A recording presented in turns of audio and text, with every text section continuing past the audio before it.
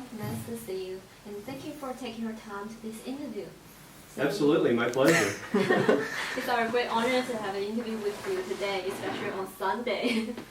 Yeah, so we're the UT Dallas students from business major, and we're so interested about your working experience before, and also how you gained a big success in business nowadays. Absolutely. So, Well, being a UTD alumni, I attribute a lot of my success to my college career.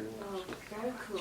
So each of us will have several questions, and we can talk to you individually or together. Absolutely. So, yeah. First question is, everyone starts their career from entry-level work. So you are now the COO of NetCare now. That's correct. Yeah. So what do you think is your turning point of your career? How can you make such big resolution in your career?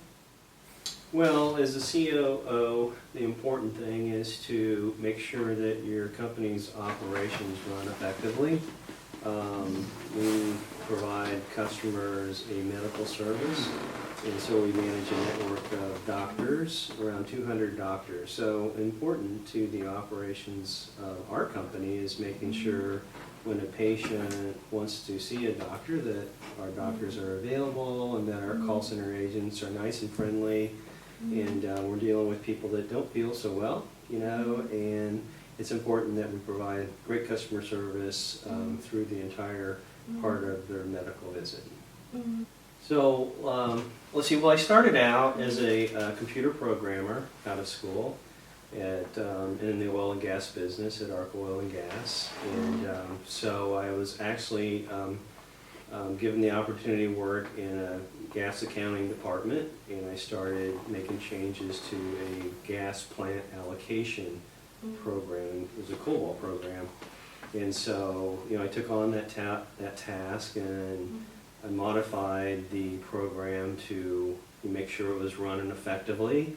And back then, there was a lot of the oil and gas industry was doing very well, and so so they had plenty of money and revenue to cover resources, and then the price of oil and gas went down, and they didn't have as much revenue to cover resources. So we had to, consolidate. And when you consolidate, you have to make things, more efficient and effective. And so I used my computer programming skills to, make things more effective, where that, 2 or 3 or 4 or 5 people could be done by one person. And that helped excel my career because my management could see that I was, saving the company money. So it's very important, as a student and as an employee that you understand, the value of the service you're providing, and that's making the company, it's either making the company money or saving the company money.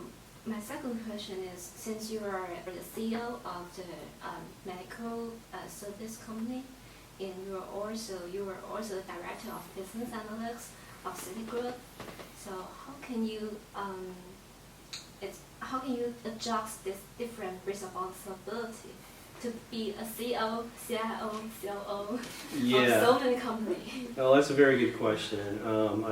I've started out in the oil and gas business, and then that we built a pretty big operation that was successful, and the market changed, so we had to shut the company down.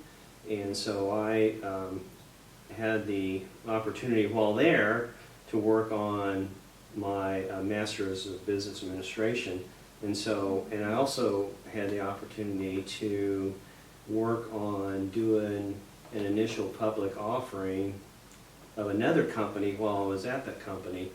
And so I always tell students that are interested in getting into the executive level to get the experience, in funding a corporation. And if you ever have the opportunity to be involved in an initial public offering or working with venture capital companies or companies that provide money funding, that's one of the most important facets of a company, is getting funding. Because if you don't have money, or if you don't have revenue, if you don't have those two components, then it's hard to keep a company going. And so, so I had those opportunities as a programmer. I went beyond my college skills and volunteered to be part of a financial process. And as a programmer, I worked in the financial department. And so I went beyond my standard thing that I learned in college. And they also asked me to be a senior accountant. Well, I didn't have accounting experience, so I said, okay, well, I'll take on that task. I don't know if I can operate that well as a senior accountant, but that really led me into the ability of me to broaden myself. Right? I'm a programmer. I could have, said, no, I don't want to take that opportunity. I'm not an accountant, but for people to grow, you have to go outside of your comfort zone. Right, and accept new responsibility. So I was a senior accountant for maybe 3 years. Wasn't the best accountant, but I made the company money, and so then they decided to promote me into a director, more of a director position of business analytics, and so important to. Getting back to your question, important to wearing multiple hats. It's having a broad range of experience, and especially in finance, you can start your career in IT, information technology, or marketing, or one of the other support groups, human resources. But important while you're in that position is understanding your responsibilities in that position, but also thinking at a higher level, who am I working for? What does my boss do? And what are the support groups do? And, what does the CEO and the executives do? And setting a target, trying to understand what they do and then setting a target to accomplish that goal. And so for me personally, I basically did my core job. I worked very hard, long hours to accomplish that, but I also made relationships of people with executives outside of my position, so that when it came to the opportunity, when there came an opportunity where they had a position open, they knew me and they knew that I was broadening my skills and broadening myself, and that I had the interest in taking on responsibility at a higher level. So I think important to get to the executive level, or what we call the C level, the C-suite, where the CEOs and the CIOs and the chief operation officers report to the board, and they take instruction from the board on how to run a company. Important to get in that level is having a broad level experience, and then developing the relationship of people that are currently in those types of positions. And really you get that exposure through working through funding sources and working with, for instance, vendors work with chief information officers, software vendors and things like that. Financial officers usually interface with CPAs and tax compliance type organizations, and the CEO primarily works with capital funding and trying to get money into the company. So you can work with those types of organizations and interface with those executives just to gain the knowledge and experience of what they do, and that's how you mold yourself into those positions. Does that make sense? Yes, that's true. Yeah. Of course, I'm a student here, so I'm easy to get involved in the entry-level work, what the manager allocated me to do, and I need to finish what marks or task.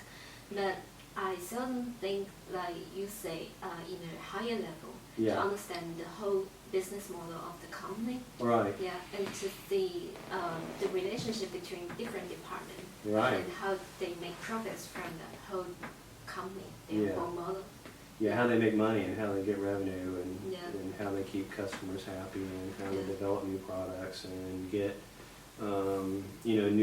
they keep innovation going so that they can bring in, new products to develop and create and deliver to the market so that customers are continuing, to pay and bring in revenue. Yeah, so since now you're the Chief Operation Officer, and I learned that telemedicine is quite new concept here. So everyone can get a better health care service through internet. So this is quite new, but I'm so curious about one question that what do you think is the biggest technical barrier for you for this telemedicine industry? Well, the biggest barrier in medical, in the medical field, and in telemedicine is making sure that we're providing a service to our patients that is of value, and that also meets the standards that our government sets, so that we provide a medical service that is compliant to all federal and state laws and guidelines. In any medical operation, you're subject to HIPAA regulations, and you're subject to state regulations, and so we manage doctors, and we have to lead them to provide a great service that is compliant with our government standards.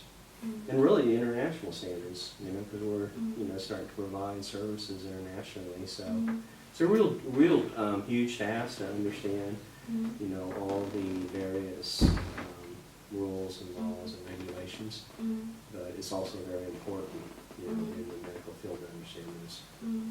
So how about the customer's experience for this product? I mean, telemedicine. Well, so far it's been a great opportunity to serve patients. A lot of these patients are not feeling well. They don't want to leave the house and go to the doctor's office. They'd rather just call or visit a doctor through their computer, through video, instead of having to go and wait, for 2 hours in a doctor's office and somebody else makes them sicker. So the real opportunity is, providing patients that have what we call an acute care issue, a cold, the flu, a sinus infection, providing them a service of where they're at, and providing the doctor information through their Apple Watch or through what we call medical informatics that are able to measure healthcare, through internet connected devices. And so it's an exciting era that we live in, leveraging technology, leveraging the internet to gather information on patients. I'm a statistician, really, by trade. I have my MBA is focused on statistics, and so I'm really passionate about, using analytics to better service a customer. And certainly in medical, there's a huge opportunity to learn from past service on how we can better serve the market, the healthcare market. Yeah, and I think people need time to accept this new way, because they think the traditional way to see the doctor in the office, maybe they can get a more reliable. Yes, and a sense of safety, something like that. And I have questions at the end, and as you mentioned, you are a UT Dallas alumni, and I just want to know what you motivated to get this master MBA degree in UT Dallas. Why you want to pursue this degree, and why it's very necessary to get this degree? Yeah, well, I completed my undergrad in information system management in IT. And so it provided really the ability to start a career, and but I recognized that I'm not going to be able to go as far as I wanted with having a master's degree. Okay, because typically to rise up into management in a corporation, you have to have a master's degree, and if you're going to be in business or a business leader, having an MBA is kind of the road to being a business leader. So, so I was working full-time and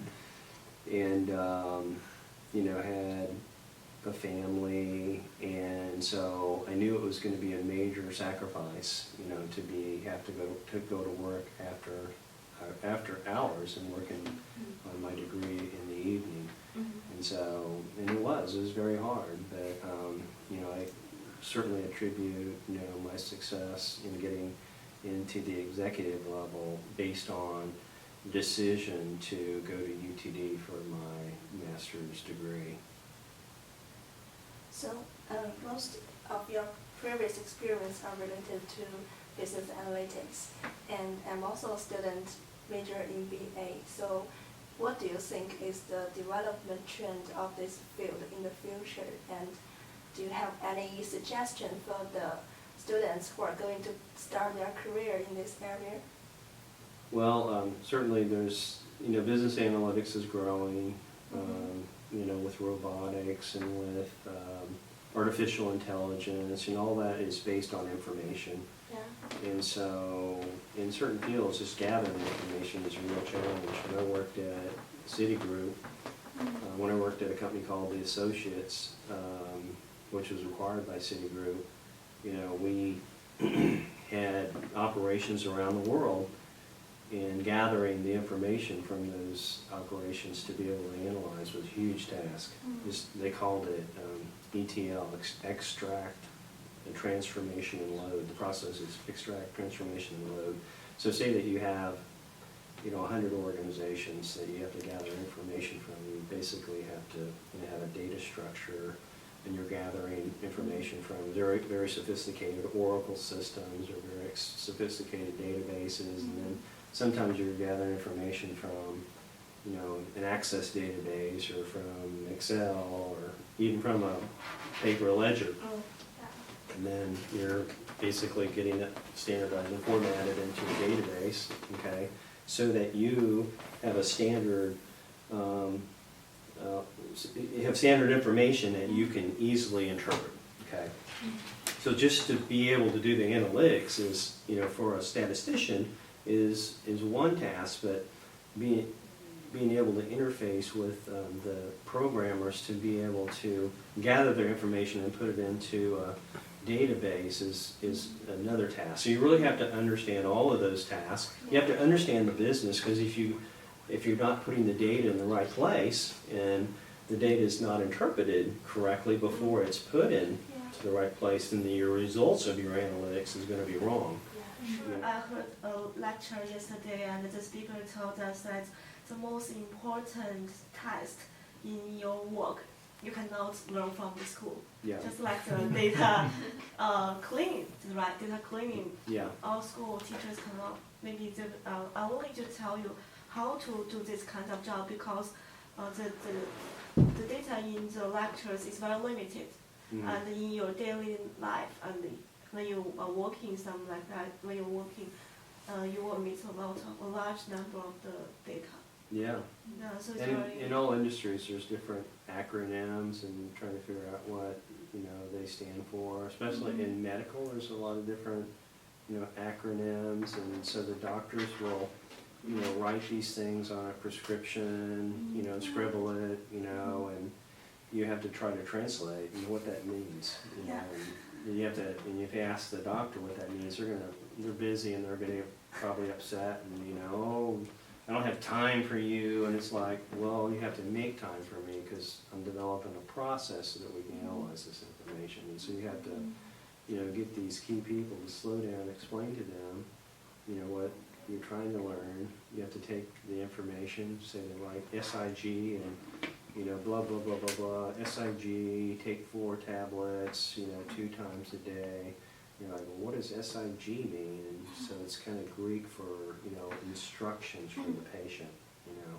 So it's things like that that you have to take, you know, certain industry abbreviations and break that down to break that to an interpretation so that you can break it down so that it's in a standardized format so people can analyze it. That's a huge task in every industry. And It really I is. also have the feeling that when I was doing some data mining for our project, then I always found the technical part is not the hardest. The hardest part is figure out what the data stands for, especially when the data is not the first hand. Yeah, Yeah. absolutely, that's exactly correct. Yeah. So that's the big task, is being more of a business analyst and understanding the business. And a lot of times, there's no one that can teach you that. You get on a job and, you know, maybe the manager is not as seasoned and they're telling you, go figure this out. And you're like, well, where do I turn? Well, that's why we hired you, you know, and, you know, go figure it out. Don't ask me, you know, because a lot of times as managers, we're just given a task, you know, develop this, make this happen. So we hire, you know, people like you that are out of college or out of school. And, you know, so we really are dependent upon you to be, you know, responsible enough to, and have the initiative to figure out, you know, a problem. You know, because a lot of times people get out of school and think, I'm going to be given a lot of instructions on how to do my job, but a lot of times you get on the job and you don't have those instructions. And you can do two things. You can sit there and wait for instructions, or you can work really hard to try to find an answer, okay? You can get on the internet, you can go talk to people, you can be interviewing people and trying to learn, you know, because I can guarantee you, your supervisor or manager is not going to have time to help you. You have to make time, you have to make initiative, you have to be, you know, strong and aggressive, and people are going to say, get out of here, I don't have time for you, and you have to say, well, you have to make time for me. Yeah, and maybe sometimes your co-works, maybe the majors note business analyst or the statistic, something like that. Maybe you also need time to translate the statistic information to your customers, which maybe they are not very familiar with the statistic knowledge, something like that. And it's also very hard because maybe I say, oh, use this model is. It's very easy things, but you need to translate to tell your customers why you need to choose this model and Yeah. why you choose this some like the variable. Yeah, Yes. yeah, you're exactly right. I mean, when I was at Citigroup, or Associates, really when we were merging Associates into Citigroup, they had, you know, Citigroup had a lot of advanced models, you know, empirical models and Monte Carlo simulations, and so they had a lot of, and sometimes people will talk, you know, more affluent and above your head, and you just to tell them, you know, hey, slow down, explain that to me, you know, what does that mean? What do you need? How can I help you get what you need to be able to do your job, you know? But initially they're going to try to sometimes they'll try to intimidate you with these terms. You know, we're going to be doing these, you know, this and that. We're going to be doing this Monte Carlo simulation model, and if you don't give me the information, and you know, you're not doing your job. It's like, okay, what do you need? You know? Don't be intimidated. Just be straightforward. You know, I want you to be successful. So tell me what you need. Let's do a breakdown of what you need. So it's very important, you know, to be able to communicate effectively and have the confidence that, you know, I can provide you a result. It's a team effort.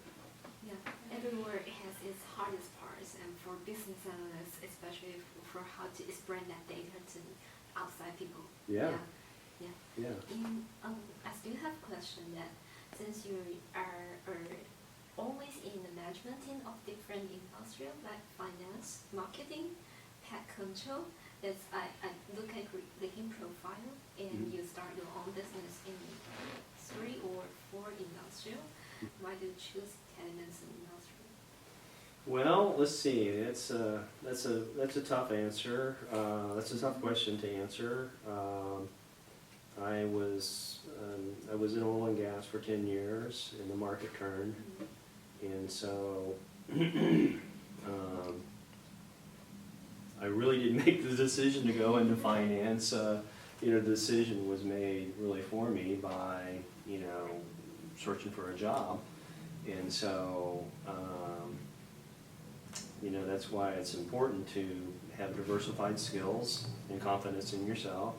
You know, so I had gained certain skills in oil and gas that were broad, and I had an education that the hiring manager could see that, you know, even though he doesn't have banking skills, he has analytic skills. So he's going to be able to help us build an analytics shop.